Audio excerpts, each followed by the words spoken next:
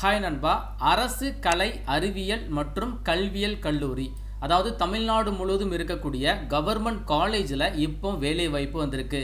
Guest lecturer அப்படின்னு சொல்லக்கூடிய கௌரவ விரிவுரையாளர்கள் 38 மாவட்டம் வழியாக வேலை வாய்ப்புகள் வந்திருக்கு. நீங்க டாப்ல பார்த்தாலே தெரியும், அரியலூர்ல ஆரம்பிச்சு ஃபைனலா விருதுநகர் வரைக்கும் எல்லா மாவட்டத்திற்குமே வேலை வாய்ப்புகள் இருக்கு. மொத்தமா 881 காலியிடங்கள் விட்டுருக்காங்க.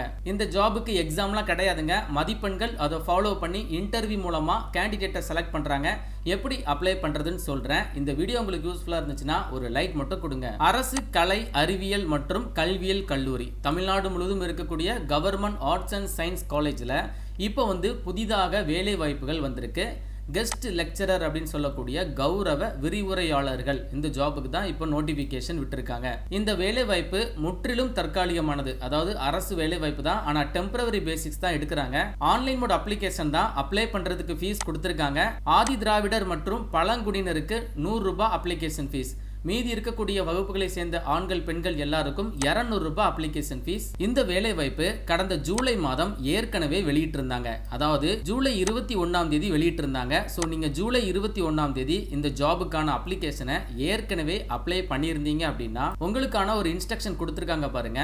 21 ஜூலை 2025ஆம் தேதி அறிவிப்பின்படி ஏற்கனவே கௌரவ விரிவுரையாளர்கள் பணிக்கு விண்ணப்பித்தவர்கள் தற்பொழுது விண்ணப்பிக்கும் போது தங்களின் விண்ணப்ப எண்களை பதிவு செய்து விண்ணப்ப கட்டணம் செலுத்துவதிலிருந்து விலக்கு பெறலாம். அதாவது கடந்த ஜூலை மாதம் இந்த ஜாபுக்கான நோட்டிஃபிகேஷனை வெளியிட்டிருந்தாங்க.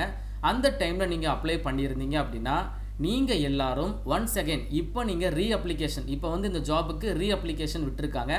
இப்போவும் நீங்கள் அப்ளிகேஷனை கம்ப்ளீட் பண்ணணும். ஆனால் ஆல்ரெடி அப்ளை பண்ணவங்க அப்ளை பண்ணுற பட்சத்தில் உங்களுடைய ரிஜிஸ்ட்ரேஷன் நம்பரை நீங்கள் பதிவு பண்ணுறீங்க அப்படின்னா உங்களுக்கு அப்ளிகேஷன் ஃபீஸ் கிடையாது. ஆன்லைன் மோட் அப்ளிகேஷன் உங்களுக்கு செப்டம்பர் 24ஆம் தேதி ஸ்டார்ட் பண்ணுறாங்க. அண்ட் அதிலிருந்து அக்டோபர் மாதம் 8ஆம் தேதி வரைக்கும் உங்களுக்கு லாஸ்ட் டேட் இருக்கு. ஆனால் இந்த நோட்டிஃபிகேஷனில் ஓல்டு டேட் தான் இருக்கு. இதை பார்த்து நீங்கள் கன்ஃபியூஸ் ஆயிடாதீங்க. ஸோ அடுத்த மாதம் அக்டோபர் 8ஆம் தேதி வரைக்கும் உங்களுக்கு ஆன்லைன் மோட் அப்ளிகேஷன் ஆக்டிவ்ல இருக்கு. இந்த ஜாபுக்கு நீங்கள் ஆன்லைனில் அப்ளை பண்ணி முடிச்சதுக்கப்புறம் உங்களுடைய அப்ளிகேஷனை சப்ஜெக்ட் வைஸாக டிவைட் பண்ணுறாங்க, அதாவது ஃபில்டர் பண்ணுறாங்க. ஃபில்டர் பண்ண அந்த அப்ளிகேஷனை அந்தந்த மண்டலத்தில் இருக்கக்கூடிய அதிகாரிகளுக்கு, அது சம்பந்தப்பட்ட துறைகளுக்கு சென்ட் பண்ணி கொடுக்குறாங்க. குறைந்தபட்ச வயது 18 கம்ப்ளீட் ஆயிருக்கணும். அதிகபட்சம் 57 வயது வரைக்கும் இருக்கக்கூடிய ஆண்கள் பெண்கள் தாராளமாக அப்ளை பண்ணிக்கலாங்க. என்ன படிச்சிருக்கணும் அப்படின்னா முதுநிலை பட்டத்தில் குறைந்தபட்ச மதிப்பெண்கள், அதாவது முதுநிலை டிகிரி நீங்கள் முடிச்சிருக்கணும். அதில் குறைந்தது 55% மதிப்பெண்கள் பெற்றிருக்கணும். ஆதி திராவிடர், அதற்கப்புறம் ஆதி திராவிட பழங்குடியினராக இருக்கிறீங்க, இல்லைனா பிற்படுத்தப்பட்டோர், இல்லைனா மிகவும் பிற்படுத்தப்பட்டோர், இல்லைனா மாற்றுத்திறனாளி கேண்டிடேட்டில் வாரீங்க அப்படின்னா நீங்கள் 50% மதிப்பெண்கள் வாங்கியிருந்தாலே போதுமானது.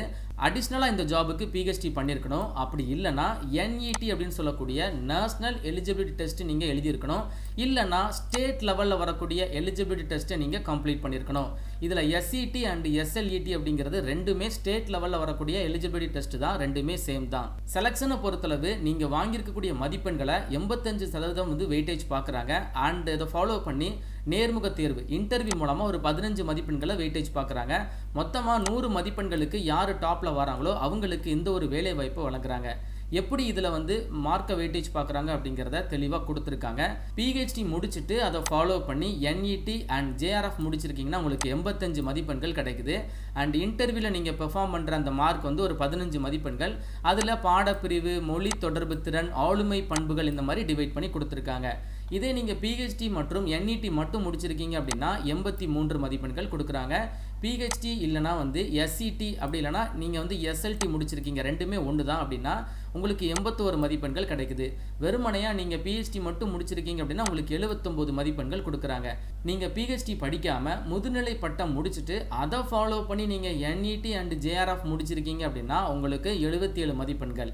வெறுமனையாக முதுநிலை பட்டம் மற்றும் NET முடித்தவங்களுக்கு 75 மதிப்பெண்கள். முதுநிலை பட்டம் மற்றும் SET முடிச்சிருக்கீங்க அப்படின்னா, அதாவது ஸ்டேட் லெவலில் வரக்கூடிய எலிஜிபிலிட்டி டெஸ்ட்டை முடிச்சிருக்கீங்க அப்படின்னா உங்களுக்கு 73 மதிப்பெண்கள் கிடைக்குது. இந்த வேலை வாய்ப்பு முற்றிலும் தற்காலிகமான வேலை வாய்ப்பு தான். முதற்கட்டமாக ஒரு 11 மாதங்கள் இந்த ஒரு வேலை வாய்ப்பு இருக்கும் அப்படிங்கிறத சொல்லியிருக்காங்க. உங்களுக்கு மாதந்தோறும் சம்பளமாக 25,000 ரூபாய் கொடுக்குறாங்க. அண்ட் இதை ஃபாலோ பண்ணி நிறைய ஜென்ரல் இன்ஃபர்மேஷன் கொடுத்துருக்காங்க. எல்லாத்தையுமே நீங்க தெளிவா செக் பண்ணி பாருங்க. மாவட்டம் வாரியாக நான் ஆல்ரெடி சொன்ன மாதிரி 38 மாவட்டத்திற்குமே வேலை வாய்ப்புகள் இருக்கு. அரியலூர்ல ஆரம்பிச்சு விருதுநகர் வரைக்கும் எல்லா மாவட்டத்திற்குமே வேலை வாய்ப்புகளை பிரிச்சு கொடுத்துருக்காங்க. அதே மாதிரி 38 விதமான சப்ஜெக்ட்டுக்கு வேலை வாய்ப்புகள் இருக்கு.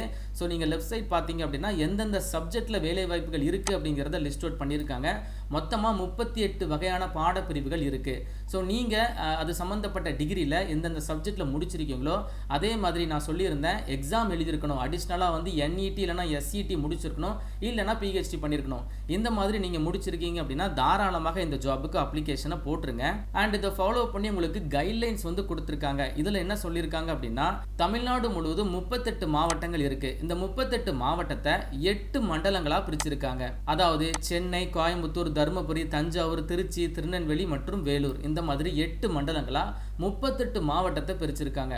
ஒரு மண்டலத்துக்கு கீழே நிறைய மாவட்டங்கள் வரும். ஸோ நீங்கள் ஆன்லைனில் அப்ளை பண்ணும்போது எந்த மண்டலத்துக்கு கீழே உங்கள் மாவட்டம் வருது அப்படிங்கிறத பார்த்துட்டு அப்ளிகேஷனை ப்ரொசீட் பண்ணுங்கள். ஒரு விண்ணப்பதாரர் ஒரு மண்டலத்திற்கு மட்டுமே விண்ணப்பிக்க அனுமதிக்கப்படுகிறார்கள் அப்படிங்கிறத ஒரு கண்டிஷனாக கொடுத்துருக்காங்க. அண்ட் இன்ஸ்ட்ரக்ஷனில் எப்படி அப்ளை பண்ணுறது அப்படிங்கிறத ஸ்டெப் பை ஸ்டெப்பாக இருக்குது. அண்ட் அதை ஃபாலோ பண்ணி என்ன மாதிரியான டாக்குமெண்ட்ஸை நீங்கள் அட்டாச் பண்ணணும் அண்ட் இதில் என்னென்ன ஸ்டெப்ஸை நீங்கள் கடைபிடிக்கணும் எல்லாத்தையுமே தெளிவாக இதில் கொடுத்துருக்காங்க. இந்த கைட்லைன்ஸ் பார்க்கக்கூடிய லிங்க், அதே மாதிரி நோட்டிஃபிகேஷன் PDF, டிஸ்ட்ரிக்ட் வைஸாக வந்திருக்கக்கூடிய வேலை வாய்ப்புக்கான PDF எல்லாமே நான் வந்து டிஸ்கிரிப்ஷன் பாக்ஸில் கொடுத்துருக்கேன்.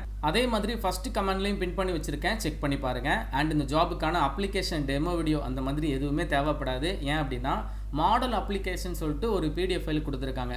இதில் நீங்கள் ஆன்லைனில் அப்ளை பண்ணும்போது எந்த மாதிரியான இன்ஸ்ட்ரக்ஷனை எப்படி ஃபில் பண்ணணும் அப்படிங்கிறத உங்களுக்கு ஒரு சாம்பிளாகவே கொடுத்துருக்காங்க.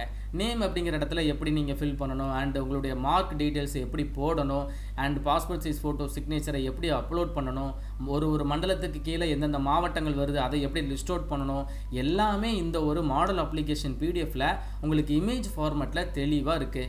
இதை மட்டும் நீங்கள் பார்த்துட்டு அப்ளிகேஷனை ப்ரொசீட் பண்ணுங்கள். ஸோ இந்த வேலை வாய்ப்பை கடந்த ஜூலை மாதம் வெளியிட்டிருந்தாங்க. ஆனால் இப்போ திரும்பி ரீஅப்ளிகேஷன் பண்ணியிருக்காங்க. ஆல்ரெடி அப்ளை பண்ணவங்க கூட திரும்பி நீங்கள் ரீஅப்ளிகேஷன் பண்ணணும். ரீஅப்ளை பண்ணுறவங்க உங்களோட ரிஜிஸ்ட்ரேஷன் நம்பரை தவறாமல் கரெக்டாக போடுறீங்க அப்படின்னா அப்ளிகேஷன் ஃபீஸ் கிடையாது. ஸோ இன்ட்ரெஸ்டட் எலிஜிபிள் பர்சன் உடனே அப்ளிகேஷனை போட்டுருங்க. மாவட்டம் வாரியாக வேலை வாய்ப்புகள் இருக்குது. இந்த வீடியோவை மறக்காமல் உங்கள் ஃப்ரெண்ட்ஸ்க்கு ஷேர் பண்ணி கொடுத்துருங்க. மேலும் ஒரு நல்ல வேலைவாய்ப்பு தகவலுடன் நான் உங்களை சந்திக்கிறேன். தேங்க்ஸ் ஃபார் வாட்சிங். See you. Bye.